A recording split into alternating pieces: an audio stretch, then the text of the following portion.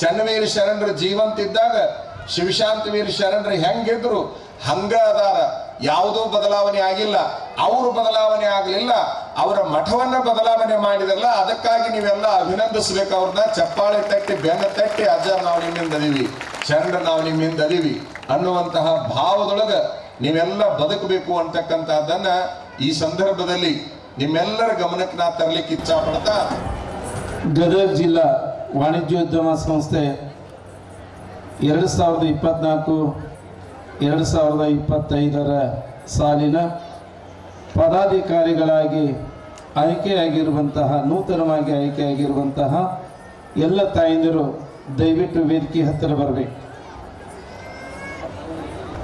ಈಗಾಗಲೇ ಗದಗ ಜಿಲ್ಲಾ ವಾಣಿಜ್ಯೋದ್ಯಮ ಸಂಸ್ಥೆಯ 2024-25 ಸಾಲಿನ ಪದಾಧಿಕಾರಿಗಳಾಗಿ ನೂತನವಾಗಿ ಆಯ್ಕೆಯಾದಂತಹ ಶ್ರೀಮತಿ ಅಧ್ಯಕ್ಷರು ಸುವರ್ಣ ಸದಾಶಿವಯ್ಯ ಮದರಿಮಠರವರು ಕೂಡ ಆಯ್ಕೆಯಾಗಿದ್ದಾರೆ. ನಿಮ್ಮ ಜೋರಾದ ಒಂದು ಚಪ್ಪಾಳೆ ತಟ್ಟೋದ್ರ ಮೂಲಕವಾಗಿ ಈಗ ಅವರಿಗೆ ಶ್ರೀಮಠದ ಗೌರವ ಸಮರ್ಪಣೆ. ಅದೇ ರೀತಿಯಾಗಿ ಗೌರವ ಕಾರ್ಯದರ್ಶಿಗಳಾಗಿ ಶ್ರೀಮತಿ ಜ್ಯೋತಿ ರಾಮನಗೌಡರು ದ್ಯಾಮಪ್ಪಗೌಡರು ಅವರು ಕೂಡ ಪೂಜ್ಯರಿಂದ ಆಶೀರ್ವಾದವನ್ನು ಪಡಿತಾ ಇದ್ದಾರೆ. ನೂತನ ಕೋಶಾಧ್ಯಕ್ಷರಾಗಿ ಆಯ್ಕೆಯಾಗಿರುವ ಶ್ರೀಮತಿ ಸುಜಾತ ಶಣಬಸಪ್ಪ ಗುಡಿಮನಿ, ಉಪಾಧ್ಯಕ್ಷರಾಗಿ ಆಯ್ಕೆಯಾಗಿರುವಂತಹ ಶ್ರೀಮತಿ ಸುರೇಖಾ ರಾಜಣ್ಣ ಮಲ್ಲಾಡ, ಸಹ ಕಾರ್ಯದರ್ಶಿಯಾಗಿ ಆಯ್ಕೆಯಾಗಿರುವಂತಹ ಶ್ರೀಮತಿ ಸುಷ್ಮಾ ಸೋಮನಾಥ್ ಜಾಲಿ, ಮಾಜಿ ಅಧ್ಯಕ್ಷರು ಶ್ರೀಮತಿ ಜಯಶ್ರೀ ತಾತನಗೌಡರು ಪಾಟೀಲ್, ಸದಸ್ಯರಾಗಿ ಶ್ರೀಮತಿ ಜಯಶ್ರೀ ಚಂದ್ರಶೇಖರ್ ಉಗಲಾಟರ್, ಸದಸ್ಯರು ಶ್ರೀಮತಿ ನಂದಾ ಚಂದ್ರು ಬಾಳಿಹಿಡಿಮ. ಈ ಎಲ್ಲ ತಾಯಂದಿರು ಕೂಡ ನಮ್ಮ ನಿಮ್ಮೆಲ್ಲರಿಗೆ ದರ್ಶನ ಭಾಗ್ಯವನ್ನು ಕರುಣಿಸಿದ ಶ್ರೀಮನ್ ಮಹಾರಾಜ ನಿರಂಜನ ಜಗದ್ಗುರು ಫಕೀರ ದಿಂಗಾಲೇಶ್ವರ ಮಹಾಸ್ವಾಮಿಗಳು ಸಂಸ್ಥಾನ ಮಠ ಶಿರಹಟ್ಟಿ ಬಾಲೆ ಹೊಸೂರಪ್ಪ ಅವರಿಂದ ಆಶೀರ್ವಚನವನ್ನು ನಾವು ನೀವೆಲ್ಲರೂ ಕೇಳೋಣ. ಮಹಾಸಂಸ್ಥಾನದ ಕರ್ತೃ ಜಗದ್ಗುರು ಫಕೀರೇಶ್ವರರನ್ನ ಸ್ಮರಣೆ ಮಾಡಿ, ಚನ್ನವೀರ ಶರಣರನ್ನ ಸ್ಮರಣೆ ಮಾಡಿ,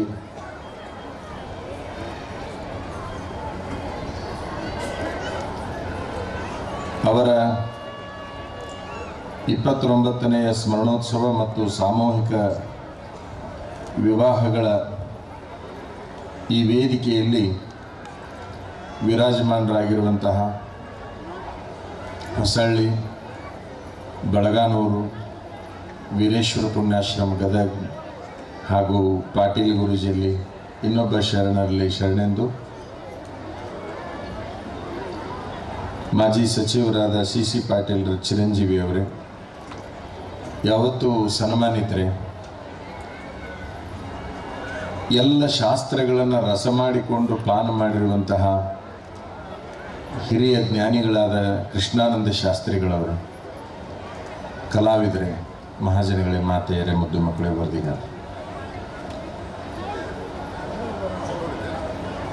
ಎರಡು ಕಾರ್ಯಕ್ರಮಗಳಲ್ಲಿ ನಾವು ನೀವು ಇದ್ದೇವೆ. ಒಂದು ಸ್ಮರಣೋತ್ಸವ, ಇನ್ನೊಂದು ಸಾಮೂಹಿಕ ವಿವಾಹ. ಹೊಸಳ್ಳಿ ಅಜ್ಜವ್ರನ್ನ ಕೇಳಿದೀವಿ ನಾವು, ಮದುವೆ ಅಂತ ಹಾಕ್ಯಾರ್ರಿ, ಮದುಮಕ್ಕಳ ಕಾಣುವಲ್ಲರಲ್ಲ ಇಲ್ಲಿ ಅಂತೆ, ಅವೆಲ್ಲ ಮಾಡ್ಕೊಂಡು ಹೋಗ್ಯಾರ ಅಂದ್ರು. ಅವ್ರು ಹೋಗ್ಯಾರ, ಆದವ್ರು ಹೋಗ್ಯಾರ, ನೋಡಕ್ಕೆ ಬಂದವ್ರು ಅದಾರ, ನೋಡಕ್ಕೆ ಬಂದವ್ರಿಗೆ ಏನು ಹೇಳ್ತೀರಿ ಹೇಳ್ರಿ ಅಂದ್ರು. ಇದ್ರಾಗ ಭಾಳ ಜನ ಆದವ್ರ ಅದೀರಿ, ಇದ್ರಾಗ ಭಾಳ ಜನ ಮದುವೆ ಆದವ್ರ ಅದೀರಿ, ಇನ್ನು ಕೆಲವು ಜನ ಮುಂದೆ ಆಗೋರು ಅದಿರಿ.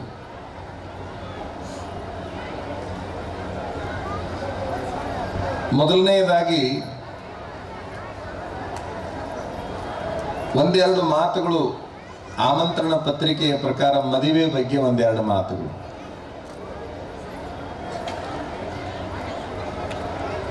ಈ ಮದುವೆ ಅನ್ನುವಂಥ ಶಬ್ದಕ್ಕೆ ಬಹಳ ಶಬ್ದಗಳದಾವ.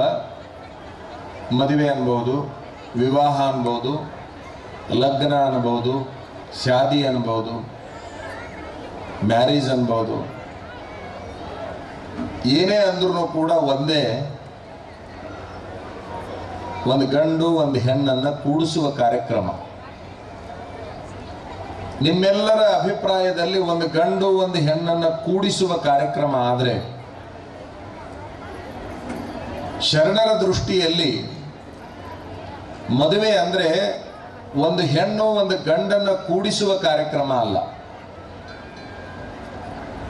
ಎರಡು ದೇಹಗಳನ್ನು ಒಂದು ಕಡೆಗೆ ಕೂಡಿಸುವ ಕಾರ್ಯಕ್ರಮಕ್ಕೆ ಅವರು ಮದುವೆ ಲಗ್ನ ಅನ್ನೋದಿಲ್ಲ. ಎರಡು ಜೀವಗಳನ್ನು ಒಂದು ಕಡೆಗೆ ಸೇರಿಸುವ ಕಾರ್ಯಕ್ರಮಕ್ಕೆ ಅವರು ಮದುವೆ ಅಂತಾರೆ, ಲಗ್ನ ಅಂತಾರೆ. ಸೊಲ್ಲಾಪುರ ಸಿದ್ದರಾಮೇಶ್ವರದ ಒಂದು ವಚನ ಇದೆ, ಹೆಣ್ಣಿನ ಮನಸ್ಸು ಗಂಡಿನೊಳಗಾದರೆ, ಗಂಡಿನ ಮನಸ್ಸು ಹೆಣ್ಣಿನೊಳಗಾದರೆ ವಿವಾಹವಾಗಿ ಕೂಡಿತ್ತು ನೋಡ ಅಂತ ಹೇಳ್ತಾರೆ. ಈ ಮನಸ್ಸು ಅದರೊಳಗಾಗಬೇಕು, ಆ ಮನಸ್ಸು ಇದ್ರೊಳಗಾಗಬೇಕು, ಅದು ವಿವಾಹ ಲಗ್ನ ಮದುವೆ ಅನಿಸ್ಕೊಂಡು ಬಿಡ್ತದೆ. ನಮ್ಮ ದೇಶ ಒಂದನ್ನ ಬಿಟ್ಟು, ಈ ಭಾರತ ಒಂದನ್ನ ಬಿಟ್ಟು ಉಳಿದ ಎಲ್ಲಾ ದೇಶಗಳಲ್ಲಿ ಮದುವೆ ಆಗ್ತಾವಲ್ಲ, ಎರಡು ದೇಹಗಳನ್ನ ಕೂಡಿಸುವ ಕಾರ್ಯಕ್ರಮಕ್ಕೆ ಮದುವೆ ಅಂತ ಅವರು ಅನ್ಬಹುದು, ಎಲ್ಲರೂ ಅನ್ಬಹುದು. ಆದರೆ ಭಾರತ ದೇಶದಲ್ಲಿ ಎರಡು ದೇಹಗಳನ್ನು ಕೂಡಿಸುವಂತಹದ್ದಕ್ಕೆ ಮದುವೆ ಅನ್ನೋದಿಲ್ಲ, ಎರಡು ಜೀವಗಳನ್ನು ಒಂದು ಕಡೆಗೆ ಸೇರಿಸುವಂತಹದ್ದಕ್ಕೆ ಮದುವೆ ಅಂತಾರ. ಅಂತಹ ಎರಡೆರಡು ಜೀವಗಳನ್ನು ವರ್ಷವೂ ಕೂಡ ಶರಣರು ಕೂಡಿಸ್ತಾ ಬಂದಿದ್ದಾರೆ. ದೇಹಗಳು ಕೂಡಿದ್ರೆ ಆಗಲು ಬಿಡ್ತಾವ, ಯಾವಾಗ ಆಗಲ್ತಾವ ಗೊತ್ತಾಗೋದಿಲ್ಲ. ಈಗ ಯಾವಾದ್ರೂ ಕೋರ್ಟಿನೊಳಗೆ ಗಂಡ ಹೆಂಡತಿ ಹೋಗ್ಯಾವಪ್ಪ ಅಂತಂದ್ರೆ ಅವು ಎರಡು ದೇಹ ಕೂಡಿದ್ವು ಅಂತ ಅರ್ಥ. ಡಿವೋರ್ಸಿಗೆ ಅಪ್ಲೈ ಮಾಡ್ಯಾರ ಅಂತಂದ್ರ ಗಂಡನರ ಕೋರ್ಟಿಗೆ ಹೋಗ್ಲಿ, ಹೆಂಡತರ ಕೋರ್ಟಿಗೆ ಹೋಗ್ಲಿ, ನಾವು ಬಾಳೆ ಮಾಡಕ್ ಅಲ್ವಿ, ನಮ್ಮನ್ನಿಬ್ಬರನ್ನು ಅಗಲಿಸ್ರಿ ಅಂತ ಕೋರ್ಟಿಗೆ ಹೋಗ್ಯಾರ ಅಂದ್ರ ಅವು ಎರಡು ದೇಹಗಳು ಕೂಡಿದ್ವೆ ಹೊರತಾಗಿ ಎರಡು ಮನಸ್ಸುಗಳು ಒಂದು ಕಡೆಗೆ ಕೂಡಿದ್ದಿಲ್ಲ ಅಂತ ಅರ್ಥ. ಎರಡು ಮನಸ್ಸು ಒಂದು ಕಡೆಗೆ ಕೂಡಿ ಬಿಟ್ರೆ ಕೋರ್ಟಿನಿಂದ ಅಲ್ಲ, ಬ್ರಹ್ಮನಿಂದನೂ ಕೂಡ ಅಗಲಿಸಲಿಕ್ಕೆ ಬರುವುದಿಲ್ಲ. ಅದು ನಿಜವಾದ ಸಂಸಾರ. ಯಾವುದಕ್ಕೆ ಸಂಸಾರ ಅಂದ್ರು ಶರಣರು ಅಂತಂದ್ರೆ ಎರಡು ಜೀವಗಳನ್ನು ಒಂದು ಕಡೆಗೆ ಸೇರಿಸೋದೈತಲ್ಲ, ಅದು ಸಂಸಾರ ಅಂತ ಅವ್ರು ಕರೆದ್ರು. ಈ ಮದುವೆ ಅಂತೇನು ನೀವೆಲ್ಲ ಬಹಳ ಜನ ಆದವರದಿರಲ್ಲ, ನಿಮ್ಮನ್ನು ಬಹಳ ಮಂದಿನ ಎಬಿಸಿ ಒಬ್ಬೊಬ್ಬರನ್ನ ನಿಲ್ಲಿಸಿ ಮದುವೆ ಅಂದ್ರೆ ಏನು ಅಂತ ಕೇಳಿದ್ರೆ ನಮ್ಗೇನು ಗೊತ್ತಿಲ್ಲ ಬಿಡ್ರಿ, ಮಾಡಿದ್ರು ಆಗಿರಿ. ನಮ್ಮ ಮನ್ಯಾಗ ಮಾಡಿದ್ರಿ ಮದುವೆ ಆಗಿನಿ, ಇಷ್ಟು ಬಿಟ್ರೆ ನನಗೇನೂ ಗೊತ್ತಿಲ್ಲ ಅಂತ ನೀವು ಅಂತೀರಿ. ಮದುವೆ ಅಂತ 3 ಅಕ್ಷರ ಅದಾವ. ಆ ಶಬ್ದದಲ್ಲಿ 3 ಅಕ್ಷರ ಅದಾವ, ಮ ದು ವೇ ಅಂತ ಹೇಳಿ. ಯಾರು ಮದುವೆ ಆಗಬೇಕು, ಯಾರು ಮದುವೆ ಆಗಬೇಕು ಅಂತಂದ್ರೆ ಈ 3 ಅಕ್ಷರಗಳಿಗೆ ಯಾರು ಫಿಟ್ ಅದಾರಲ್ಲ, ಅರ್ಹರದಾರಲ್ಲ, ಅವ್ರು ಮದುವೆ ಆಗ್ಬೇಕು. ಏನವು 3? ಮೊದಲನೇ ಅಕ್ಷರ ಮ ಅಂತ ಐತಿ. ಮ ಅಂದ್ರೆ ಏನು? ಮೊದಲನೇ ಅಕ್ಷರದ ಅರ್ಥ ಏನು? ಮ ಅಂದ್ರೆ ಏನು? ಮದುವೆ ಶಬ್ದದ ಮೊದಲನೇ ಅಕ್ಷರ ಮ. ಮ ಅಂದ್ರೆ ಮಮಕಾರ. ಮಮಕಾರದ ಅರ್ಥ ಯಾವುದು ಅಂತಂದ್ರೆ ನನ್ನದು ನನ್ನದು ನನ್ನದು ಅಂತ. ಮದುವೆ ಆಗುವ ಹುಡುಗನಿಗೆ, ಮದುವೆ ಆಗುವ ಹುಡುಗಿಗೆ ಏನಿರ್ಬೇಕು ಮೊದಲನೇದಾಗಿ ಅಂತಂದ್ರೆ ಎಲ್ಲದೂ ನನ್ನದು ಅನ್ನುವಂಥ ಭಾವ ಇರಬೇಕು, ಮನಸ್ಸಿರ್ಬೇಕು. ಮನಿ ನಂದು, ಹೊಲ ನಂದು, ಬಾಳೆ ನಂದು, ಅವ್ವ ನಂದು, ಅಪ್ಪ ನಂದು, ಊರು ನಂದು, ಉದ್ಯೋಗ ನಂದು, ಎಲ್ಲದೂ ನನ್ನದು ಅನ್ನುವಂಥದ್ದು ಯಾರಿಗೆ ಬರ್ತೈತಲ್ಲ ಅವರು ಮದುವೆ ಆಗಕ್ಕೆ ಯೋಗ್ಯರದಾರ ಅಂತ ಅರ್ಥ. ಮದುವೆಕ್ಕಿಂತ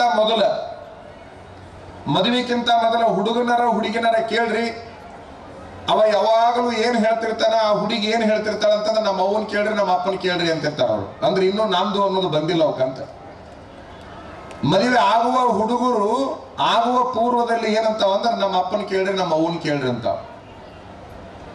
ಯಾವಾಗ ಮದುವೆ ಆತಲ್ಲ, ಏನಿದ್ರು ನನ್ನ ಕೇಳ್ರಿ, ಈಗೆಲ್ಲ ನಾನು ನೋಡ್ಕೊಳಕತ್ತೀನಿ ಅಂತ. ಅಂದ್ರೆ ನನ್ನದು ಅನ್ನೋದು ಬಂತು ಅಂತ ಅಲ್ಲಿಗೆ. ಮ ಅಂದ್ರೆ ಮಮಕಾರ, ಮಮಕಾರ ಅಂದ್ರೆ ನನ್ನದು ಅಂತ. ಎರಡನೇ ಅಕ್ಷರ ಯಾವುದು? ದು ಅಂತ. ದು ಅಂದ್ರೆ ದುಡಿಮೆ.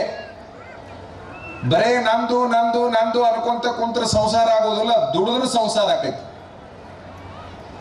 ಎರಡನೇ ಅಕ್ಷರ ದು ಅಂದ್ರೆ ದುಡಿಮೆ. ದುಡಿದ್ರೆ ಸಂಸಾರ ಆಕತೆ ಹೊರತಾಗಿ ಬರೀ ನಂದು ನಂದು ಅನ್ಕೊಂಡು ಮನ ಕುಂತ್ರ ಜೀವನ ಆಗತ್ತೇನು? ಮದುವೆ ಆಗತ್ತೇನು? ಆಗುದಿಲ್ಲ. ಮದುವೆ ಆದವರು ಸದಾಕಾಲ ದುಡಿತಾನೆ ಇರಬೇಕು. ದುಡಿತಾ ಇರುವಂತವ್ರು ಮಾತ್ರ ಮದುವೆ ಆಗಿ ಆರಾಮಿರ್ತಾರ. ದುಡಿಲಾರ್ದವ್ರು ಆರಾಮಿರಕ್ ಸಾಧ್ಯನೇ ಇಲ್ಲ. ನಿಮ್ಮವ್ವ ಅಪ್ಪ ಗಳಿಸಿದ ಸಂಪತ್ತು ರಗಡೈತೆ ಅಂತ ಹೇಳಿ ನೀನು ದುಡಿಯೋದು ಬಿಟ್ರೆ ನೀನು ಮದುವೆ ಆಗಿ ಉಪಯೋಗ ಆಗೋದಿಲ್ಲ, ನಿರುಪಯುಕ್ತ ವಸ್ತು ಆಗಿಬಿಡ್ತೀಯ. ಅಲ್ಲೂ ಕೂಡ ದುಡಿಯುವ ಗಂಡಸು ಆರೋಗ್ಯವಾಗಿರ್ತಾನೆ, ದುಡಿಯುವ ಗಂಡಸು ಆನಂದವಾಗಿರ್ತಾನೆ. ದುಡಿಯಲಾರದ ಗಂಡಸು ಆರೋಗ್ಯವಾಗಿಯೂ ಇರುವುದಿಲ್ಲ, ಆನಂದವಾಗಿಯೂ ಇರುವುದಿಲ್ಲ. ಸರ್ವಜ್ಞ ಸುಮ್ಮನೆ ತಿನ್ನೋದು ಕುಂದ್ರದು ಮಾಡೋರಿಗೊಂದು ವಚನ ಹೇಳ್ತಾನ. ಖಂಡಿಸದೆ ಕರ್ಣವನು ದಂಡಿಸದೆ ದೇಹವನು ಉಂಡುಂಡು ಸ್ವರ್ಗವನ್ನ ಐದಲಿಕ್ಕೆ ಅದನ್ನೇನು ರಂಡೆಯಾಳುವಳೇ ಸರ್ವಜ್ಞ. ಎಷ್ಟು ಕಠೋರವಾದ ಮಾತುಗಳು. ಹರಾಮಿ ತಿಂದು ಕುಂದ್ರವ್ರಿಗೆ ಹೇಳಿದ ಮಾತಿದು ಸರ್ವಜ್ಞನ ಮಾತು. ಹರಾಮಿ ತಿನ್ನಬಾರ್ದು. ಮದುವೆ ಆದ ಗಂಡಸು ಸದಾಕಾಲ ದುಡಿತಾ ಇರಬೇಕು, ಅವ ಆರಾಮಾಗಿರ್ಬೇಕಾಗಿತ್ತು ಅಂತಂದ್ರೆ. ಸಂಪತ್ತು ಬೇಕಾದಷ್ಟು ಇರುವಂದಾಕ ಸಂಪತ್ತಿನ ಸಲುವಾಗಿ ದುಡಿಬೇಕಂತ ಇಲ್ಲ. ಆಯುಷ್ಯ ಆರೋಗ್ಯ ಆನಂದವನ್ನ ಹೆಚ್ಚು ಮಾಡಿಕೊಳ್ಳುವ ಸಲುವಾಗಿ ಗಂಡಸರಾಗಿರ್ತಕ್ಕಂಥವ್ರು ದುಡಿತಾನೆ ಇರಬೇಕು. ಓಡಲಾರದ ಕುದುರೆ ಹೇಡಿಯಾಗಿ ಹೋಗುತ್ತದೆ. ಕುದುರೆ ಬಹಳ ಚಲೋ ಐತೆ ಅಂತೇಳಿ ಅದನ್ನ ಓಡಿಸಲಾರ್ದಂಗೆ ಬಿಟ್ಟು ಬಿಟ್ರೆ ಅದು ಕುದುರೆ ಆಗಿರೋದನ್ನ ಕತ್ತೆಯಾಗಿ ಹೋಗ್ಬಿಡ್ತೈತಿ. ಹಂಗ ದುಡಿಯಲಾರದ ಗಂಡಸು ಕುದುರೆ ಹಂಗಿದ್ರು ಕೂಡ ದುಡಿಲಿಲ್ಲ ಅಂದ್ರೆ ಅವ ಕತ್ತೆ ಆಗ್ತಾನ. ದುಡಿತಾನೆ ಇರ್ಬೇಕು. ದು ಅಂದ್ರೆ ದುಡಿಮೆ. ಮುಂದೆ ಮೂರನೇ ಅಕ್ಷರ ಐತಲ್ಲ ವೇ. ವೇ ಅಂದ್ರೆ ವ್ಯವಹಾರ. ನನ್ನದನ್ನು ಗುಣ ಇರ್ಬೇಕು ಮದುವೆ ಆಗೋರಿಗೆ. ಎರಡನೇದಾಗಿ ದುಡಿತಾ ಇರಬೇಕು. ಮೂರನೇದಾಗಿ ವ್ಯವಹಾರ ಜ್ಞಾನ ಇರಬೇಕು. ಮದುವೆ ಆಗೋರಿಗೆ ಏನಿರ್ಬೇಕು? ವ್ಯವಹಾರ ಜ್ಞಾನ ಇರಬೇಕು. ವ್ಯವಹಾರ ಜ್ಞಾನ ಅಂದ್ರೆ ಏನು? ಹುಡುಗಿ ಕಡೆದ ಅವ್ವ ಅಪ್ಪ ಅಂದ್ರೆ ಅತ್ತಿ ಮಾವ ಬಂದಾರ ಅಂತ ತಿಳ್ಕೊಳ್ರಿ. ಅತ್ತಿ ಮಾವ ಬಂದು ಕೂಡಲೇ ಎದ್ದು ಓಡಿ ಹೋಗಿ ಬಾ ಮಾಮ ಬಾ ಅತ್ತಿ ಅಂತೇಳಿ ಕರೆದ ಅಂತಂದ್ರೆ ಮದುವೆ ಆದ ಹುಡುಗ ಕರೆದ ಕೂಡಲೇ ಇವನಿಗೆ ವ್ಯವಹಾರ ಜ್ಞಾನ ಐತೆ ಅಂತ ಅರ್ಥ. ಅವ್ರನ್ನ ಕರೆದು ಕುರ್ಚದ ಮೇಲೆ ಕುಂದ್ರಿಸಿದ ಅಂದ್ರೆ ವ್ಯವಹಾರ ಜ್ಞಾನ ಐತಿ ಅಂತ ಅರ್ಥ. ಈಗ ಬಂದ್ರೇನು? ಹೆಂಗ್ ಬಂದ್ರಿ? ಆರಾಮದಿರೇ? ಇಲ್ಲ, ಎಷ್ಟೊತ್ತಿಗೆ ಬಿಟ್ಟಿದ್ರಿ? ಬಹಳ ಸಂತೋಷ ಆಯ್ತು. ಇಂತಹ ಮಾತುಗಳನ್ನ ಆಡ್ತಾನ ಹುಡುಗ ಅಂತಂದ್ರೆ ವ್ಯವಹಾರ ಜ್ಞಾನ ಇದ್ದಾವದಾನಂತ. ಮತ್ತೆ ಅದನ್ನ ಬಿಟ್ಟುಕೊಟ್ಟು ಅವು ಬಂದು ಬಾಗಲ್ದಾಗ ನಿಂತಿರ್ಬೇಕು. ಇದು ಕುರ್ಚದ ಮೇಲೆ ಕಾಲ್ ಹಾಕೊಂಡು ಆ ಕಡೆ ಹೊಳೆ ನೋಡ್ಲಾರ್ದಂಗೆ ಕುಂತಿತ್ತಂದ್ರೆ ಮೂರ್ಖದಾನಂತ ಅರ್ಥ. ವ್ಯವಹಾರ ಜ್ಞಾನ ಇಲ್ಲ. ಪ್ರತಿ ಒಂದು ಹಂತದಲ್ಲಿ ಬಂಧು ಬಳಗದ ಜೋಡಿ ಹೇಗೆ ನಡ್ಕೋಬೇಕು, ತಂದೆ ತಾಯಿಗಳ ಜೋಡಿ ಹೇಗೆ ನಡ್ಕೋಬೇಕು, ಅಣ್ಣ ತಮ್ಮಂದಿರ ಜೋಡಿ ಹೇಗೆ ನಡ್ಕೋಬೇಕು, ಅಕ್ಕ ತಂಗಿಯರ ಜೋಡಿ ಹೇಗೆ ನಡ್ಕೋಬೇಕು, ನೆರೆಹೊರೆಯವರ ಜೋಡಿ ಹೇಗೆ ನಡ್ಕೋಬೇಕು, ವೈರಿಗಳ ಜೋಡಿ ಹೇಗೆ ನಡ್ಕೋಬೇಕು, ಮಿತ್ರರ ಜೋಡಿ ಹೇಗೆ ನಡ್ಕೋಬೇಕು, ಎಲ್ಲ ವ್ಯವಹಾರ ಜ್ಞಾನ ಇದ್ದಾಗ ಮಾತ್ರ ಅವ ಮದುವೆ ಆಗಿದ್ದ ಯೋಗ್ಯ ಆಕೈತಿ. ಇಲ್ಲ ಅಂದ್ರೆ ಉಪಯೋಗ ಆಗುವುದಿಲ್ಲ. ಮದುವೆ ಆಗೋರಿಗೆ ನಂದನ್ನು ಗುಣ ಬೇಕು, ದುಡಿಮೆ ಬೇಕು, ವ್ಯವಹಾರ ಜ್ಞಾನ ಬೇಕು. ಇವು ಮೂರಿದ್ರೆ ಅವ್ರ ಮದುವೆ ಆಗ ಕಡ್ಡಿ ಇಲ್ಲ. ಮೊನ್ನೆ ಒಬ್ಬ ಅವನು ಕೇಳಿದೆ ನಾನು, ಮದುವೆ ಅಂದ್ರೆ ಏನ್ಲೇ ಹುಡುಗ ಅಂತ ಕೇಳಿದೆ. ಮದುವೆ ಅಂದ್ರೆ ಮಜಾರಿ ಅಂದವ. ಏನಂದವ? ಮದುವೆ ಅಂದ್ರೆ ಏನು? ಮದುವೆ ಆಗಕತ್ತಿಯಲ್ಲ, ಮದುವೆ ಅಂದ್ರೆ ಏನಂತ ನಾ ಕೇಳ್ತೀನಿ. ಮದುವೆ ಅಂದ್ರೆ ಮಜಾರಿ ಅಂದವ. ಯಾರು ಮೊದಲನೇ ಅಕ್ಷರಕ್ಕೆ ಮಜಾ ಅಂತ ಅರ್ಥ ಮಾಡ್ತಿರಲ್ಲ, ಮುಂದೆ ಎರಡು ಅಕ್ಷರ ತನ್ನಷ್ಟು ತಾನ ಬದಲಿ ಹಾಕವ್. ನೀವೇನು ಅವ್ನು ಬದಲಿ ಮಾಡೋದು ಬೇಡ. ಮೊದಲನೇ ಅಕ್ಷರಕ್ಕೆ ಮಜಾ ಅಂತ ಅರ್ಥ ಮಾಡಿಬಿಟ್ರೆ ಎರಡನೇ ಅಕ್ಷರ ದುಃಖವಾಗಿ ಬಿಡ್ತೈತಿ. ದು ಅಂದ್ರೆ ದುಃಖ. ದುಃಖ ತನ್ನಷ್ಟಕ್ಕೆ ತಾನ ಬದಲಿ ಆಗಿಬಿಡ್ತೈತಿ, ದುಃಖ ಆಗ್ತೈತಿ. ಯಾವಾಗ ದುಃಖ ಬಂತೋ ನಿನಗೆ ವ್ಯಸನ ಪ್ರಾರಂಭ ಆಗ್ತದೆ. ವೇ ಅಂದ್ರೆ ವ್ಯಸನ, ವ್ಯಸನ ಅಂದ್ರೆ ಚಿಂತೆ. ಅದಕ್ಕಾಗಿ ನಾವು ಬಹಳ ಕಡೆಗೆ ಏನ್ ಹೇಳ್ತಿರ್ತೀವಿ ಅಂದ್ರೆ ಮದುವೆ ಆಗುವ ಹುಡುಗರಿಗೆ ಬಹಳ ಕಿಮ್ಮತ್ತಿನ ಕೆಲವು ಮಾತುಗಳನ್ನ ಹೇಳ್ತಿರ್ತೀವಿ. ಗಂಡಸರು ಮದುವೆ ಆಗ್ಬೇಕು ಅಂತ ನಮ್ಮ ಆಸೆ. ಮತ್ತೆ ಏನ್ ಬೇರೆ ಬೇರೆದವ್ರು ಹಾಕಾರಂದ್ರಿ ಅಂತ ನೀವು ಕೇಳಬಹುದು. ಗಂಡಸರೇ ಮದುವೆ ಆಗ್ಬೇಕು, ಯಾರ್ಯಾರ ಮದುವೆ ಆಗ್ಬಾರ್ದು. ಯಾರಿಗೆ ಗಂಡಸರು ಅನ್ಬೇಕು ಅದೊಂದು ಪ್ರಶ್ನೆ ಬರ್ತೈತಿ. ಗಂಡಸರ ಮದುವೆ ಆಗಬೇಕು ಅಂದಾಗ ಯಾರಿಗೆ ಗಂಡಸರು ಅನ್ಬೇಕು ಅನ್ನೋದೊಂದು ಪ್ರಶ್ನೆ ಬರ್ತದೆ. ನಾ ಗಂಡಸು ಅನ್ನವ 3 ಕೆಲಸ ಮಾಡ್ಬೇಕು ಅಂತ ನಾ ಹೇಳ್ತಿರ್ತೀನಿ. ನಾನು ಗಂಡಸು ಅಂತ ಬಹಳ ಮಂದಿ ಎದಿ ತಟ್ಕೊಂಡು ಹೇಳ್ತಿರ್ತಾರಲ್ಲ, ಅವ್ರು 3 ಕೆಲಸ ಮಾಡಿದ್ರೆ ಮಾತ್ರ ಗಂಡಸರು. ಮೊದಲನೇದಾಗಿ ನಾ ಗಂಡಸು ಅನ್ನವ ಏನದಲ್ಲ, ಅವ ವರದಕ್ಷಿಣೆ ತಗೊಳ್ಳಲಾರ್ದಂಗೆ ಯಾವನು ಮದುವೆ ಆಗಾಕ ತಯಾರಾಕಲ್ಲ ಅವ ನಿಜವಾದ ಗಂಡಸು ಅಂತ ನಮ್ಮ ಅಭಿಪ್ರಾಯ. ವರದಕ್ಷಿಣೆ ತಗೊಳ್ಳಲಾರ್ದಂಗೆ ಮದುವೆ ಆಗ್ಬೇಕವ ಗಂಡಸನ್ನವ. ಮತ್ತೆ ಯಾವನಾರ ವರದಕ್ಷಿಣೆ ತಗೊಂಡಾನಂತಂದ್ರೆ ಅವ ಗಂಡಸಲ್ಲ. ಗಂಡಸಾಗಿದ್ರೆ ಅವ ವರದಕ್ಷಿಣೆ ತಗೊಂತಿದ್ದಿಲ್ಲ. ಇದು ನಮ್ಮ ಅಭಿಪ್ರಾಯ. ಯಾರ್ಯಾರು ಗಂಡಸರು ಯಾರ್ಯಾರು ಅಲ್ಲ ಅನ್ನೋದನ್ನ ನಿಮ್ಗೆ ಬಿಟ್ಟಿದ್ದ. ತಗೊಂಡವ್ರು ನೀವೇ ಇರ್ತೀರಿ, ಬಿಟ್ಟವ್ರು ನೀವೇ ಇರ್ತೀರಿ. ಬಿಟ್ಟಿದ್ರೆ ಬಹಳ ಖುಷಿ ಪಡ್ತೀರಿ ನೀವು ತಗೊಳ್ಳಲಾರ್ದಂಗೆ ವರದಕ್ಷಿಣೆ ತಗೊಳ್ಳಲಾರ್ದಂಗೆ ಮದುವೆ ಆಗಿದ್ರಿ. ಇದ್ರೊಳಗೆ ಯಾರ ಅಂತಂದ್ರೆ ಅಜ್ಜಾರ್ ಹೇಳ್ದಂಗೆ ನಾ ಗಂಡಸಪ್ಪ ಅಂತ ಅಂತೀರಿ. ನೀವು ತಗೊಂಡಿದ್ರಿ ಅಂದ್ರೆ ನೀವೇನಾರ ಅನ್ಕೋರಿ. ಒಂದ್ ವೇಳೆ ಅಜ್ಜಾರ್ ನಮ್ಗೆ ಗೊತ್ತಾಗ್ಲಿಲ್ರಿ, ನಿಮ್ ಭಾಷಣ ಮೊದಲು ಕೇಳಿದ್ರೆ ನಾ ತಗೊಂತಿದ್ದಿಲ್ಲ, ಬೇಡ ಬೇಡ ನಮ್ಮ ಅಪ್ಪ ನಮ್ಮ ಅವ್ವ ಕೊಡಿಸ್ಬಿಟ್ರು ತಗೊಂಡು ಬಿಟ್ಟಿನ್ರಿ, ಮತ್ ನಾ ಈ ಗಂಡಸಾಗ್ಬೇಕಾದ್ರೆ ಹೆಂಗ್ ಮಾಡಬೇಕಂದ್ರೆ ಹೊಳೆ ಕೊಟ್ಟು ಬಿಡ್ಬೇಕು. ಯಾರಿಗೆ ಕೊಡ್ಬೇಕು? ಯಾರು ಕೊಟ್ಟಾರಲ್ಲ, ಮಾವ ಅತ್ತಿ ಕೂಡಿ ನಿನಗೆ ಕೊಟ್ಟಾರಲ್ಲ ವರದಕ್ಷಿಣೆ ಅಂತೇಳಿ. ಹೋದ ವರ್ಷರ ಕೊಡ್ಲಿ, 10 ವರ್ಷದ ಹಿಂದರ ಕೊಡ್ಲಿ, 20 ವರ್ಷದ ಹಿಂದರ ಕೊಡ್ಲಿ. ದಿಂಗಾಲೇಶ್ವರ ಆಚಾರ್ಯ ಹೇಳ್ಯಾರ, ವರದಕ್ಷಿಣೆ ತಗೊಂಡು ಅವ ಗಂಡಸಲ್ಲ ಅಂತ ಹೇಳ್ಯಾರ, ಹೊಳೆ ಕೊಡ ಅಂತ ಹೇಳ್ಯಾರ. ಈಗ ನಾ ಕೊಡಾಕ್ ಬಂದಿನ ಅಂತ ಒಯ್ದು ಕೊಡ್ರಿ. ಅವ ಕೊಟ್ಟ ಮಾವೇನದಲ್ಲ, ಅವತ್ತು ವರದಕ್ಷಿಣೆ ಕೊಟ್ಟ ಮಾವೇನದಲ್ಲ, ನೀವು ಹೊಳೆ ಕೊಟ್ಟು ಕೊಟ್ಟೆ ಹೌದಲೇ ಗಂಡಸ ಅಂತ ನಾವು ಒಂದ್ ಕೊಟ್ಟ ಶಾಂಪಲ್ಗಿರ ನೋಡ್ರಿ. ಹಂಗ ಏನಂತಾನೆ ಇವನ ಬಾಯಾಗ ಬರ್ತಾರೆ ಏನಂತೇಳಿ ಹೊಳ್ಳಿ ಹಿಂಗ ಕೊಟ್ಟ ನೋಡ್ರಿ, ಬೇಕಾದ್ರೆ ಹೊಳ್ಳಿ ಇಸ್ಕೊಳ್ಳೋಲ್ರಿ. ಅವನ ಬಾಯಿಯೊಳಗೆ ಬರುವ ಮೊದಲನೇ ಶಬ್ದ ಹೌದಲೇ ಗಂಡಸ ಅಂತ ನಾವು. ಯಾವನ ಮದುವೆ ಆಗ್ಬೇಕನ್ನೋರು ಅದಿರಿ ಅಥವಾ ಮಕ್ಕಳು ಮದುವೆ ಮಾಡ್ಬೇಕನ್ನೋರು ಅದಿರಿ, ಗಂಡಸ್ತನಕ್ಕೆ ನಿಲ್ಲಬೇಕು. ವರದಕ್ಷಿಣೆ ತಗೊಳ್ಳಲಾರ್ದಂಗೆ ಮದುವೆ ಮಾಡ್ತೀವಿ, ವರದಕ್ಷಿಣೆ ತಗೊಳ್ಳಾರ್ದಂಗೆ ಮದುವೆ ಹಾಕಿವಿ ಅನ್ನುವಂಥ ತಾಕತ್ತನ್ನ ತೋರಿಸ್ಬೇಕು. ವರದಕ್ಷಿಣೆ ಅತ್ಯಂತ ಕೆಟ್ಟ ಸಂಸ್ಕೃತಿ, ವರದಕ್ಷಿಣೆ ಅತ್ಯಂತ ಹೀನ ಸಂಸ್ಕೃತಿ, ವರದಕ್ಷಿಣೆ ಅತ್ಯಂತ ದೌರ್ಬಲ್ಯದ ಸಂಕೇತ. ಒಂದು ವರದಕ್ಷಿಣೆ ತಗೊಳ್ಳಲಾರ್ದಂಗೆ ಮದುವೆ ಆಗ್ರಿ, ಮದುವೆ ಆಗುವಂಗಿದ್ರೆ. ಇಲ್ರಿ ವರದಕ್ಷಿಣೆ ತಗೊಳ್ಳಿಲ್ಲ ಅಂದ್ರೆ ನಮಗೆ ಮದುವೆನ ಆಗಕ್ ಬರಂಗಿಲ್ಲ ಅಂದ್ರೆ ಯಾವ್ದಾರ ಮಟ್ಟಕ್ಕೆ ಸ್ವಾಮಿಗಳಾಗ್ರಿ. ಹಂಗಂತೇಳಿ ನಾವು ವರದಕ್ಷಿಣೆ ಸಲುವಾಗಿ ಸ್ವಾಮಿಗಳಾಗಿವಿ ಅಂತ ತಿಳ್ಕೊಬೇಡ್ರಿ. ಸಣ್ಣ ಸಣ್ಣ ಹುಡುಗರು ಇದ್ದಾಗ ಆಗಿವಿ. ಇವ್ರು ಕುಂತಾರಲ್ಲ, ಇವರು ನಾವು 10ನೇ ವಯಸ್ಸಿನಾಗ ಸ್ವಾಮಿಗಳಾದವ್ರು. ನಾವು ಅವಾಗೇನು ಗೊತ್ತು, ಮದುವೆ ಅಂದ್ರೆ ಗೊತ್ತಿಲ್ಲ, ಮತ್ತೊಂದು ಗೊತ್ತಿಲ್ಲ. ಆ ವಯಸ್ಸಿನಾಗ ಹೋಗಿ ಸ್ವಾಮಿಗಳಾಗಿವಿ. ಈಗ ನಾವು ತಿಳುವಳಿಕೆ ಬಂದಿದ್ದ ನಿಮಗೆ ಹೇಳಾಕತ್ತೀವಿ, ವರದಕ್ಷಿಣೆ ತಗೊಳ್ಳಲಾರ್ದಂಗೆ ಮದುವೆ ಆಗ್ರಿ. ನಾ ಗಂಡಸು ಅನ್ನವ ಮಾತ್ರ ನಾ ಹೇಳಾಕತ್ತಿದ್ದು. ಏನಾರು ಯಾಕೆ ಅನ್ನೋಲ್ರಕ್ರಿ, ನಾನು ತಗೊಂಡ ಮದುವೆ ಹಾಕಿನಂದ್ರೆ ನಾಯಕ್ ಬೇಡ ಅನ್ನಕ ಹೋಗ್ಲಿ, ತಗೋ. ಇಷ್ಟಕ್ಕೆ ಮುಗಿಸೋಣ, ಮುಂದಿನ ಒಂದು 2 ಹೇಳೋಣ. ಇನ್ನೆರಡು ಅದಾವ. ನಮ್ಮ ಕೃಷ್ಣಾನಂದ ಶಾಸ್ತ್ರಿಗೆ ಹೇಳಕತ್ತೀರ, ಅವು 2 ಹೇಳೇ ಬಿಡ್ರಿ ಅಂತ. ಒಂದನೇದಾಗಿ ನಾ ಗಂಡಸನ್ನವ ವರದಕ್ಷಿಣೆ ತಗೊಂಡು ಮದುವೆ ಆಗಬಾರ್ದು, ಒಂದನೇದು. ಎರಡನೇದು ಯಾವುದು ಅಂತಂದ್ರೆ ಮದುವೆ ಆದ ಕೂಡ್ಲೇನೆ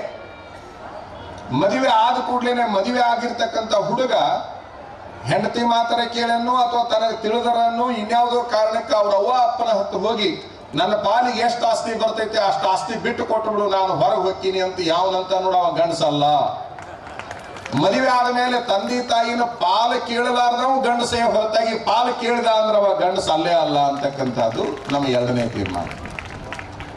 ಕೇಳಬಾರ್ದು. ನೀನು ಒಂದು ಹೆಣ್ಣಿನ ಕೈಯನ್ನ ಹಿಡಿದು ಆ ಹೆಣ್ಣಿನ ಹೊಟ್ಟೆಯನ್ನ, ನಿನ್ನ ಹೊಟ್ಟೆಯನ್ನ ತುಂಬಿಸಿಕೊಳ್ಳಿಕ್ಕೆ ಹಿರಿಯರ ಪಾಲನ್ನ ಕೇಳ್ತೀನಿ ನೀನು ಅಂತಂದ್ರೆ, ಯಾರೋ ಮಾಡಿಟ್ಟ ಆಸ್ತಿಯನ್ನ ನೀ ಕೇಳ್ತಿ ಅಂದ್ರೆ ನೀ ಗಂಡಸಲ್ಲ, ಬದುಕಾಗುದಿಲ್ಲ. ಏನು 2 ಹೊಟ್ಟೆಯನ್ನು ತುಂಬಿಸ್ಲಾಕ ಆಗಲಾರ್ದಷ್ಟು ಹೇಳಿ ನೀನದಿಯಾ ಅನ್ನೋ ಪ್ರಶ್ನೆ ನಂದು. ಅದಕ್ಕೆ ತಂದೆ ತಾಯಿಗಳ ಆಸ್ತಿ ಏನೈತಲ್ಲ, ಎಲ್ಲಿ ಹೋಗ್ತೈತದು? ಅವ್ರು ಹೋದ ಮೇಲೆ ಅದ ನಿನ್ನ ಬ್ಯಾಡಂದ್ರು ನಿನ್ನ ಹೆಸರಲ್ಲಿ ಬಂದು ಕುಂತಿರ್ತೈತಿ. ಅದಕ್ಕೆ ತಂದೆ ತಾಯಿ ಜೀವಂತ ಇರೋ ತನಕ ಆಸ್ತಿ ಕೇಳೋ ಗಂಡಸಲ್ಲ. ಯಾರ ಆಸ್ತಿ ಕೇಳಲಾರ್ದಂಗೆ ಬದುಕ್ತಾರಲ್ಲ ಅವರು ಒರಿಜಿನಲ್ ಗಂಡಸರು ಅನ್ನುವಂಥದ್ದನ್ನು ನಾವು ಹೇಳ್ತೀವಿ. 3ನೇದೊಂದು ಬಹಳ ಮಹತ್ವದ್ದೈತಿ. ಮದುವೆ ಆಗವ್ರಿಗೆ ಹೇಳೋ ಮಾತಿದು, ಮದುವೆ ಆದವ್ರಿಗೆ ಹೇಳೋ ಮಾತು. 3ನೇದು ಯಾವುದು ಅಂದ್ರೆ, ಊಟಕ್ಕೇನು ಹೋಗಿ ಕುಂದಿರ್ತಾರಲ್ಲ, ನಾ ಗಂಡಸ್ ಅಂತೇಳಿ ಊಟಕ್ಕೇನು ಹೋಗಿ ಕುಂದಿರ್ತಾರಲ್ಲ, ಆ ಕುಳಿತಂತ ಸಂದರ್ಭದಲ್ಲಿ ತಟ್ಟಿ ಒಳಗೆ ಏನೇನಾರ ತಂದು ಹಾಕ್ತಾರ ನೋಡ್ರಿ, ನೀಡ್ತಾರಲ್ಲ, ಚಪಾತಿನೋ ರೊಟ್ಟಿನೋ ಅನ್ನನೋ ಏನೋ ನೀಡ್ತಾರಲ್ಲ, ಆ ನೀಡಿದ ಕೂಡಲೇ ಬಾಯಾಗ ಹಾಕೋಬಾರ್ದು, ಅದನ್ನು ತಿನ್ನಬಾರ್ದು. ನಿಜವಾದ ಗಂಡಸಾಗಿರ್ತಕ್ಕಂಥವ ಆ ತುತ್ತನ್ನ ಹಿಂಗೊಂದ್ ಸಾರಿ ಪ್ರಶ್ನೆ ಮಾಡ್ಬೇಕು, ಕೈಯಾಗ ಹಿಡ್ಕೋಬೇಕು. ಅದನ್ನ ರೊಟ್ಟಿ ಚಪಾತಿ ಏನ್ ನೀಡ್ಯಾರಲ್ಲ ತಾಟ್ನೊಳಗ, ಅದನ್ನ ಕೈಯಾಗ ಹಿಡ್ಕೊಂಡು ಆ ತುತ್ತಿಗೆ ಕೇಳ್ಬೇಕು, ನಾ ದುಡಿದ ಮೇಲೆ ನನ್ನ ಕೈಯಾಗ ಬಂದಿಯೋ, ಯಾರ ದುಡಿದ ಮೇಲೆ ಬಂದಿಯೋ ಅಂತ ಆ ತುತ್ತಿಗೆ ಕೇಳಬೇಕು. ಆ ತುತ್ತು ನೀ ದುಡಿದ ಮೇಲೆ ನಿನ್ನ ಕೈಯಾಗ ಬಂದಿನಂದ್ರೆ ಮಾತ್ರ ಬಾಯಾಗ ಹಾಕೊಳ್ಳೋ ಗಂಡಸೇ ಹೊರತಾಗಿ ಉಳಿದವ್ರ ಗಂಡಸರಲ್ಲ. ತಾ ದುಡ್ದಿದ್ದನ್ನ ತಾ ತಿನ್ನವ್ ಯಾವನದಲ್ಲ ಅವ ನಿಜವಾದ ಗಂಡಸಾಗ್ತಾನ. ಏನ್ರಿ ಅಜ್ಜಾರ್ ಇಷ್ಟ ಕುಂಡ ಹೇಳ್ತಿರ್ಲ, ನೀವೇನ್ ದುಡ್ದ ಊಟ ಮಾಡ್ತೀರಿ ಅನ್ಬಹುದು, ನೀವು ಅನ್ಬಹುದು, ಸಹಜವಾಗಿದೆ. ಬಾಯಾಗ ಬಂದಿಲ್ಲ ಅಂದ್ರೂ ಮನಸ್ಸಿನಾಗಾರ ಬಂದಿರ್ತೈತೆ. ಅಜ್ಜಾರ್ ನೀವು ದುಡಿತೀರೇನ್ರಿ ಅಂತ ಕೇಳ್ಬಹುದು. ಚಿಕ್ಕೇನ ಕೊಪ್ಪದ ಶರಣರ ಹಾನಿ ಮಾಡಿ ಹೇಳ್ತೀನಿ, ನಾ ದುಡ್ದ ತಿಂತೀನಿ ಹೊರತಾಗಿ ಹರಾಮಿ ತಿನ್ನು ಸ್ವಾಮಿ ನಾನಲ್ಲ. ನಾ ಎಂದೂ ಕೂಡ ಹರಾಮಿ ಉಣ್ಣು ಕೆಲಸ ಮಾಡಿಲ್ಲ. ನಾವು ಸದಾಕಾಲ ದುಡಿಯುವ ಸ್ವಾಮಿಗಳು. ಸಭಾದಾಗ ಕುಂತರು ಸ್ವಾಮಿಗಳು ಹಾಕಿವಿ, ಹೊಲದಾಗ ನಿಂತರ ರೈತರ ಹಾಕಿವಿ, ದನದ ಮನೆಯಾಗ ನಿಂತರ ದನ ಕಾಯವ್ರು ಹಾಕಿವಿ. ನಾವು ಇಂಥ ಕೆಲಸ ಮಾಡಂಗಿಲ್ಲ ಅಂತಲ್ಲ, ನಾವು ಎಲ್ಲಾ ಕೆಲಸಗಳನ್ನು ಮಾಡ್ತೀವಿ. ನಮಗೆ ಮನಸ್ಸಿನ ಸಮಾಧಾನಕ್ಕಾಗಿ ದುಡಿತೀವಿ. ನಾವು ಯಾವನಾರ ದುಡಿ ಅನ್ನೋ ಸಲುವಾಗಿ ಅಲ್ಲ. ಗಂಡಸಾಗಿರ್ತಕ್ಕಂಥವ ತನ್ನ ಮನಸ್ಸಿನ ಸಲುವಾಗಿ, ಸಮಾಧಾನದ ಸಲುವಾಗಿ ದುಡಿಬೇಕು. ಶರಣರ ಸಿದ್ಧಾಂತ ಯಾವುದು ಅಂದ್ರೆ, ಶರಣರೆಲ್ಲ ಮದುವೆ ಆಗಿದ್ರಂತ ಗುರುಗಳು ಹೇಳಿದ್ರು. ಏನ್ ಹೇಳಿದ್ರು ಅವರು? ಸಂಸಾರದ ಬಗ್ಗೆ ಹೇಳಿದ್ರು, ಮದುವೆ ಬಗ್ಗೆ ಹೇಳಿದ್ರು. ಶರಣರೆಲ್ಲ ಮದುವೆ ಆಗಿದ್ರು ಅಂತ ಹೇಳಿದ್ರು. ಅವರೆಲ್ಲರೂ ಮದುವೆ ಆಗಿ ಯಶಸ್ವಿ ಯಾಕಾದ್ರಪ್ಪ ಅಂತಂದ್ರೆ ದುಡಿದ್ರು. ಹೆಚ್ಚಾದದ್ದನ್ನು ನೀಡಿದರು. ಹಂಗಾಗಿ ಅವರು ಬಹಳ ದೊಡ್ಡವರು ಅನಿಸಿಕೊಂಡ್ರು. ಇಲ್ಲಿ ಕುಂತವ್ರು ಎಲ್ಲರೂ ಮದುವೆ ಆದವ್ರು ಎದಿರಲ್ಲ, ದುಡಿಲಿಕ್ಕೆ ಪ್ರಾರಂಭ ಮಾಡ್ರಿ. ಮುಂದೆ ಮಕ್ಕಳು ಮದುವೆ ಮಾಡ್ಬೇಕನ್ನೋರು ಏನದಿರಲ್ಲ, ವರದಕ್ಷಿಣೆ ತಗೊಳ್ಳಲಾರ್ದಂಗೆ ಮದುವೆ ಆಗ್ರಿ. ಒಂದು ಸಾರಿ ವರದಕ್ಷಿಣೆ ತಗೊಳ್ಳಲಾರ್ದಂಗೆ ಮದುವೆ ಆಗ್ರಿ. ತಗೊಂಡವ್ರಿಗಿಂತ ತಗೊಳ್ಳಲಾರ್ದಂಗೆ ಮದುವೆ ಆದವ್ರು ಸುಖವಾಗಿರ್ತಾರ ಇಲ್ಲ ಅನ್ನುವಂಥದ್ದನ್ನು ನನಗೆ ಬಂದು ಹೇಳ್ರಿ ನೀವು. ನಮ್ದು ಸವಾಲು ಐತೆ ಆ ವಿಷಯದೊಳಗೆ. ಮದುವೆ ಸಲುವಾಗಿ ಇಷ್ಟು ಸಾಕು. ಮದುವೆ ಬಗ್ಗೆ ಹೇಳ್ರಿ ಅಂದ್ರೆ ಒಂದು ತಿಂಗಳು ಹಿಂಗೆ ಹೇಳ್ತೀನಿ ನಾ, ಬಿಟ್ಟು ಬಿಡ್ಲಾರ್ದಂಗೆ. ಆದ್ರೆ ಈ ಸಮಯಕ್ಕಾಗಿ ಇಷ್ಟೇ ಸಾಕು. ಎರಡನೇ ಕಾರ್ಯಕ್ರಮ ಇಲ್ಲಿ ಆಮಂತ್ರಣ ಪತ್ರಿಕೆಯೊಳಗೈತಿ, ಶರಣರ ಸ್ಮರಣೋತ್ಸವ. ನಾವು ಚಿಕ್ಕೇನಕೊಪ್ಪದ ಚನ್ನವೀರ ಶರಣರನ್ನ ಹತ್ತಿರದಿಂದ ನೋಡಿದವರು, ಅವರು ಸೇವಾ ಮಾಡಿದವ್ರು. ನಾವು ಬಳಗಾನವ್ರ ಶರಣರು ಇಬ್ಬರು ಸೇವಾ ಮಾಡಿದವ್ರು. ನಾವು ಅವರಿಗೆ ಚಹಾ ಮಾಡಿಕೊಟ್ಟಿವಿ, ಅವರಿಗೆ ಕಾರ್ಚೂರು ಮರಿ ಮಾಡಿಕೊಟ್ಟಿವಿ, ಅವ್ರನ್ನ ಸ್ನಾನ ಮಾಡಿಸಿವಿ, ಅವ್ರು ಖುಷಿಯಿಂದ ಇರುವಾಗ ಚಲೋ ಮಾತುಗಳನ್ನು ಕೇಳಿವಿ, ಅವ್ರ ಸಿಟ್ಟಿನಾಗ ಜಬರಿಸುವಾಗ ಓಡಿ ಹೋಗಿವಿ. ಅವ್ರು ಉಗ್ರ ಆದ್ರು ಅಂದ್ರೆ ಅಲ್ಲಿ ನಿಂದಿರ್ತಿದ್ದೇ ಇಲ್ಲ ನಾವು. ಕೊಪ್ಪಳ ಮಠದಾಗ ಇವರು ನಾವು ಈಗಿರೋ ಕೊಪ್ಪಳ ಸ್ವಾಮಿಗಳು 3 ಮಂದಿ ಕೊಪ್ಪಳ ಸ್ವಾಮಿಗಳ ಕಡೆಗೆ ಅಭ್ಯಾಸ ಮಾಡ್ತಿದ್ವಿ ನಾವು. ಚನ್ನವೀರ ಶರಣರು ಬಂದ್ರು ಅಂತಂದ್ರೆ ದೊಡ್ಡದೊಂದು ಹಾವಳಿ ಅದು ಕೊಪ್ಪಳ ಮಠದಾಗ. ದೊಡ್ಡ ಹಾವಳಿ, ಸಣ್ಣ ಹಾವಳಿ ಅಲ್ಲ. ಅವ್ರು ಬಂದ್ರು ಅಂತಂದ್ರೆ ಒಂಥರ ಹಿಡಿದು ಬಿಟ್ಟಂಗ ಅಂತಾರ ನೋಡ್ರಿ, ನಿಮ್ಮ ಹಳ್ಳಿ ಭಾಷೆದಾಗ ಹೇಳಿದ್ರೆ. ಅವ್ರು ಬಂದ್ರೆ ಹಿಡಿದು ಬಿಟ್ಟಂಗ ಹಾಕಿತ್ರಿ ನಮಗಂತೇಳಿ. ಹಂಗ ಎಲ್ಲರಿಗೆ ಕೊಪ್ಪಳ ಮಠದಾಗ ಹಿಡಿದು ಬಿಟ್ಟಂಗ ಹಾಕಿತ್ತು. ಅವ್ರು ಏನು ಕೇಳ್ತಿದ್ರು, ಚಹಾ ಮಾಡು, ಇದನ್ನ ಬಿಟ್ರೆ ಮತ್ತೊಂದು ಏನು ಕೇಳೋರಲ್ಲ ಬಿಡೋರಲ್ಲ. ಚಹಾ ಮಾಡು ಹೋಗು, ಏನಾರ ಮಾಡ್ಲಿ ಅಂದ್ರಿ ಚಹಾ ಮಾಡು ಹೋಗು, ಕಾಪಿ ಮಾಡು, ಇಷ್ಟೇ ಹೇಳ್ತಿದ್ರು. ಅದ್ಭುತ ಲೀಲಾ ಪುರುಷರು, ಬಹಳ ವಿಶೇಷವಾಗಿರುವಂತಹ ವ್ಯಕ್ತಿತ್ವ. 12ನೇ ಶತಮಾನದ ಶರಣರ ನಂತರದಲ್ಲಿ ಮತ್ತೊಂದು ಶರಣರ ಲೋಕ ಬಂತು, 40 ವಾರ್ಡ್ ವೀರೇಶ್ವರ ಶರಣರು, ಸಂತೆ ಕೆಲವು ಘನಮಠದ ಶಿವಯೋಗಿಗಳು, ಒಂದು ಸಮೂಹ ಬಂತು ಬಸವಾದಿ ಶರಣರ ನಂತರ. ಈ ಒಂದು ಶರಣರ ನಂತರ 40 ವಾರ್ಡ್ ವೀರೇಶ್ವರ ಶರಣರು, ಘನಮಠದಾರರು, ಇಂತಹ ಶರಣ ಸಮೂಹದ ನಂತರದಲ್ಲಿ ಅಗ್ರಗಣ್ಯ ಶರಣರ ಅನಿಸಿಕೊಂಡಿರ್ತಕ್ಕಂಥವ್ರು ಚಿಕ್ಕೇನಕೊಪ್ಪದ ಚನ್ನವೀರ ಶರಣರು. ಬಹಳ ದೊಡ್ಡದೊಂದು ಗಾಳಿ ಅದು. ಎಷ್ಟು ದೊಡ್ಡ ಗಾಳಿ ಅಂತಂದ್ರೆ ಆ ಗಾಳಿ ಮುಂದೆ ಯಾವನೂ ತಡಿತಿದ್ದಿಲ್ಲ, ಆ ಗಾಳಿ ಮುಂದೆ ಯಾವನು ನಿಂದ್ರಕ್ ಹಾಕಿದ್ದಿಲ್ಲ, ಪಸರ್ಕೊಂಡು ಹೋಗ್ಬಿಡ್ತಿದ್ರು. ಎಲ್ಲ ಬೇಕಾದ ದೊಡ್ಡವ್ರು ಇರ್ಲಿ ಅವ್ರು. ನಾವು ಅದನ್ನು ನೋಡಿದೀವಿ. ನಾನಿನನ್ನು ಜಗದ್ಗುರು ಭಾಷಣ ಮಾಡಕ್ ಹತ್ತಿದಾಗ, ನಾನಿನನ್ನು ಜಗದ್ಗುರುಗಳು ಭಾಷಣ ಮಾಡಕ್ ಹತ್ತಿದಾಗ ಚಿಕ್ಕೇನಕೊಪ್ಪದ ಚನ್ನವೀರ ಶರಣರು ಬಂದ್ರು ಅಂದ್ರೆ ಸಾಕು, ಬಹುಶಃ ಜಗದ್ಗುರುಗಳು ಭಾಷಣ ಅಲ್ಲಿಗೆ ನಿಂತು ಹೋಗ್ಬಿಡ್ತಿದ್ವು. ಜಗದ್ಗುರುಗಳಿಗೆ ತಳಮಳ ಹಾಕಿತ್ತು. ಚಿಕ್ಕೇನಕೊಪ್ಪ ಚನ್ನವೀರ ಶರಣರು ಬಂದ್ರು ಅಂತಂದು ಕೂಡ್ಲೇನೆ ಗವಿಯ ಸಿದ್ಧ ಪಾಹಿಮಾಂ, ಗವಿಯ ಸಿದ್ಧ ಪಾಹಿಮಾಂ ಗಾಡಿಗಳದು ಕೂಡಲೇ ಅದು ಒಂದು ಅವ್ರ ಪ್ರಾರ್ಥನಾ. ಅಷ್ಟು ಅನ್ಕೊಂತ ಬಂತು ಅಂತಂದ್ರೆ ಎಂತ ಸಭಾ ಇದ್ರು ಕೂಡ 2 ಭಾಗ ಆಗಿಬಿಡ್ತಿತ್ತು. ಎಷ್ಟೇ ಗದ್ದಲ ಇದ್ರು ಕೂಡ 2 ಭಾಗ ಆಗಿಬಿಡ್ತಿತ್ತು. ಅಂತಹ ಬಹುದೊಡ್ಡ ಕರ್ನಾಟಕದ ಎಲ್ಲ ಜಗದ್ಗುರುಗಳನ್ನ ಸೈಡ್ ಇಟ್ಟು ಮೆರೆದಂತ ಒಬ್ಬ ಶರಣ ಅಂದ್ರೆ ಚಿಕ್ಕೇನಕೊಪ್ಪ ಶರಣ ಅಂತ ಅನ್ನುವಂಥದ್ದನ್ನ ನಾವು ಕಂಡವರು, ಕೇಳಿದವರಲ್ಲ. ಕೇಳಿದವರು ಬೇರೆ, ಕಂಡವ್ರು ಬೇರೆ. ಅಂತಹ ಒಬ್ಬ ಶರಣರ ಸ್ಮರಣೋತ್ಸವದಲ್ಲಿ ನಾವು ನೀವೆಲ್ಲ ಪಾಲ್ಗೊಂಡಿದ್ದೇವೆ. ನಿಜವಾಗಲೂ ಕೂಡ ಬಹಳ ಸಂತೋಷ. ಅವ್ರು ಏನ್ ಮಾಡಿದ್ರು, ಲಿಂಗೈಕ್ಯ ಚನ್ನವೀರ ಶರಣರು ಏನ್ ಮಾಡಿದ್ರು, ಅವ್ರು ಏನು ಮಾಡಿದ್ರು ಅಂದ್ರೆ ಭಕ್ತರನ್ನ ಕಟ್ಟಿದ್ರು, ಜನರನ್ನ ಒಂದು ಕಡೆಗೆ ಕಟ್ಟಿ ಹಾಕುವ ಪ್ರಯತ್ನವನ್ನು ಮಾಡಿದ್ರು. ಇವ್ರು ಏನ್ ಮಾಡಿದ್ರು, ಈಗಿರೋ ಶರಣರು ಯಾವ ಜನರನ್ನ ಕಟ್ಟ್ಯಾರಲ್ಲ ಆ ಜನರ ಮಕ್ಕಳಿಗಾಗಿ ಶಿಕ್ಷಣ ಸಂಸ್ಥೆಯನ್ನ ಕಟ್ಟಿದ್ರು. ಇದು ಬಹಳ ಮಹತ್ವದೈತಿ, ಇದು ಬಹಳ ಮಹತ್ವದ. ಅವರು ಜನರನ್ನ ಕಟ್ಟಿದ್ರು, ಆ ಜನರ ಮಕ್ಕಳಿಗಾಗಿ ಇವರು ಶಿಕ್ಷಣ ಸಂಸ್ಥೆಯನ್ನ ಕಟ್ಟಿದ್ರು. ಇಲ್ಲಿ ಏನೂ ಇರಲಿಲ್ಲ. ಚಿಕ್ಕೇನಕೊಪ್ಪದ ಚನ್ನವೀರ ಶರಣರ ಕಾಲಕ್ಕೆ ಇಲ್ಲಿ ಏನೂ ಇರಲಿಲ್ಲ. ಅದೊಂದು ಮಠ ಇತ್ತು, ಸಾಣದೊಂದು ಮಠ ಇತ್ತು. ಇವತ್ತು ಎಲ್ಲಿ ನೋಡಿದ್ರು ಅಲ್ಲಿ ಎತ್ತರವಾದ ಕಟ್ಟಡಗಳು. ಅವರು ಮಾಡಿದ್ದು ಸ್ವಲ್ಪ ಭೂಮಿ, ಇವರು ಮಾಡಿದ್ದು ಬಹಳಷ್ಟು ಭೂಮಿ, ಬಹಳಷ್ಟು ಕಡೆಗೆ ಸಂಸ್ಥೆಗಳನ್ನು ಕಟ್ಟುವ ಕೆಲಸವನ್ನ. ಅಕ್ಕ ಮಹಾದೇವಿದ ಒಂದು ವಚನ ಐತಿ, ನಿಮ್ಮ ಮುಡಿಗೆ ಹೂವ ತರುವೆನಲ್ಲದೆ ಹುಲ್ಲ ತಾರೇನು ಅಂತ. ಅಕ್ಕ ಮಹಾದೇವಿ ವಚನ ಇದೆ. ನಿಮ್ಮ ಮುಡಿಗೆ ಹೂವ ತರುವೆನಲ್ಲದೆ ಹುಲ್ಲ ತಾರೇನು ಅಂತ ಹೇಳಿ.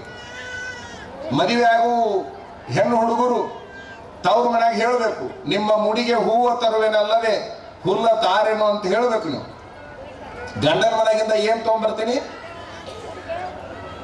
ಹೂವು ತರ್ತೀನಿ ಅಂದ್ರೆ ಕೀರ್ತಿಯನ್ನ ತಗೊಂಡು ಬರ್ತೀನಿ ಅಂತ ಅನ್ಬೇಕು.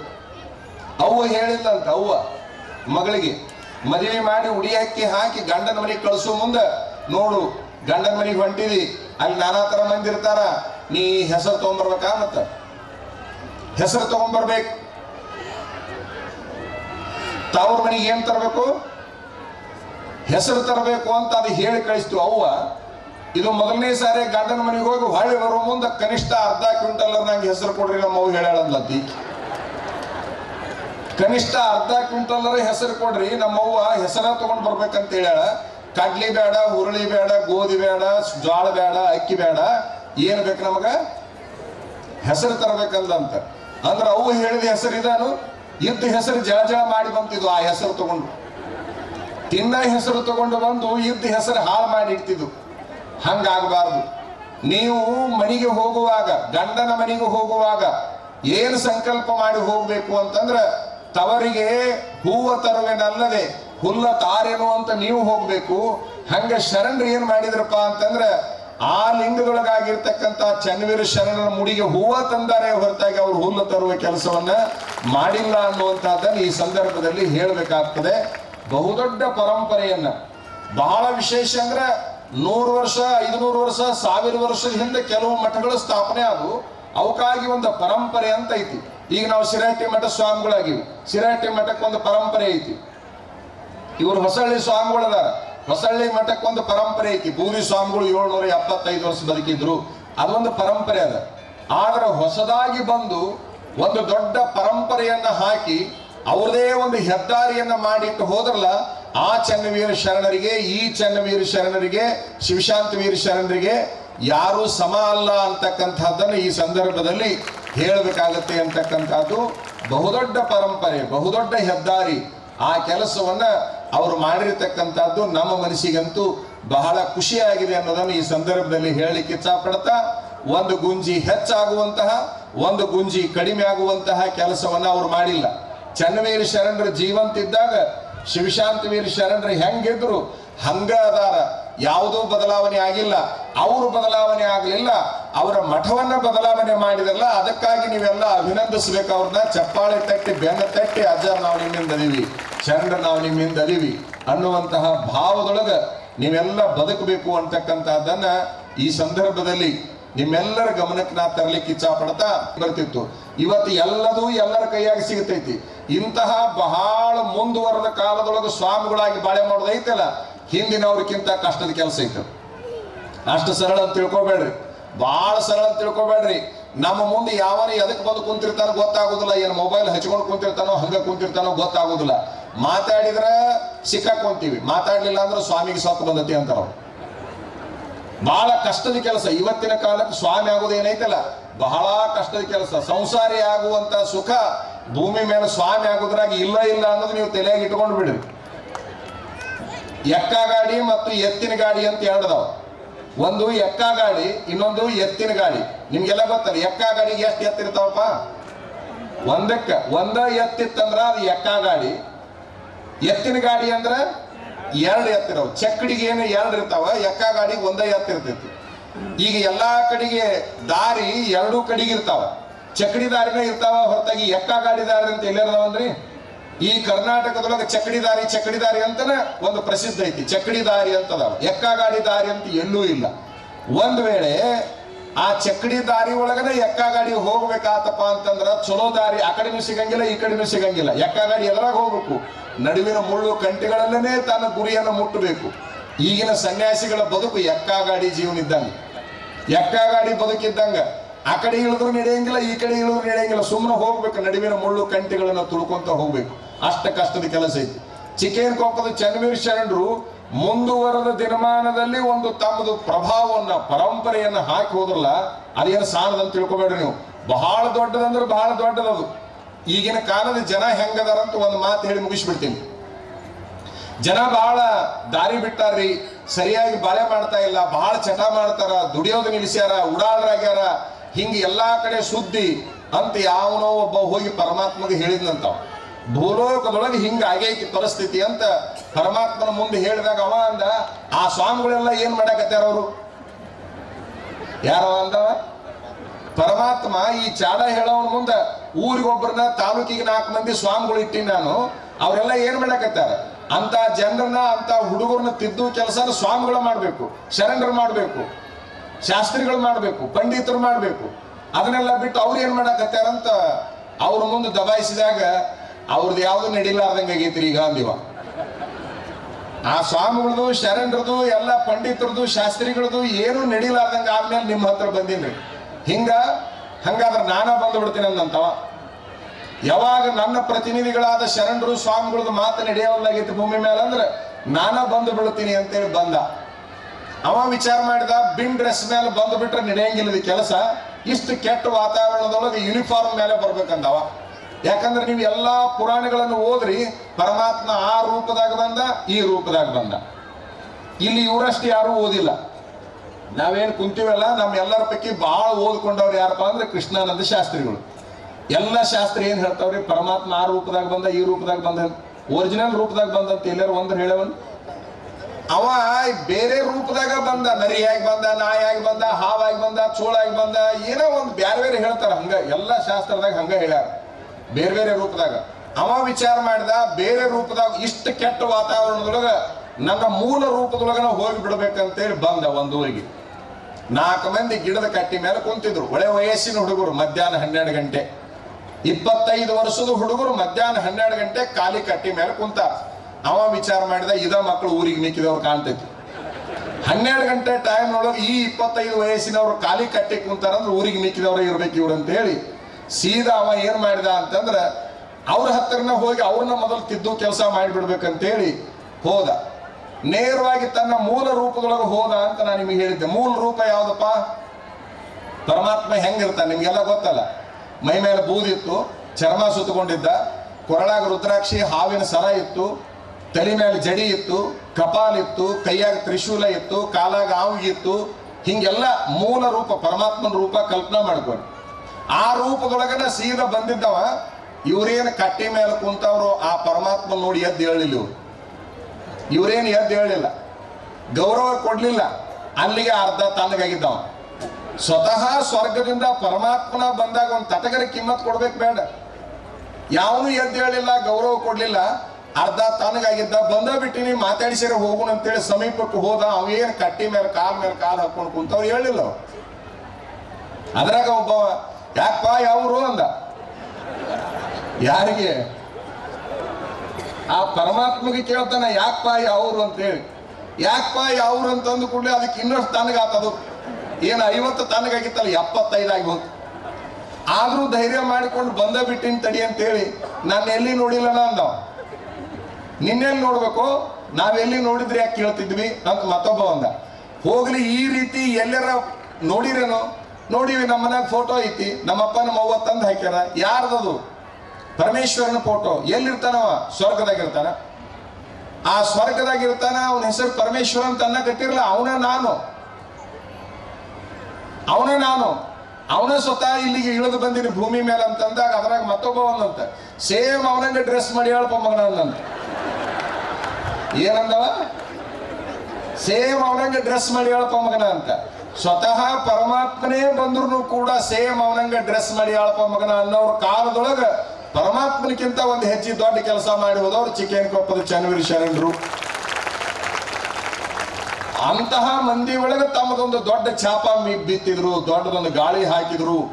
ಎಂತಹ ನಿಂದಕರು ಕೂಡ ಸೈಡ್ ಸರಿದಿರ್ಬೇಕು. ಅಂತಹ ವ್ಯಕ್ತಿತ್ವ ಚನ್ನವೀರ ಶರಣರದಾಗಿತ್ತು.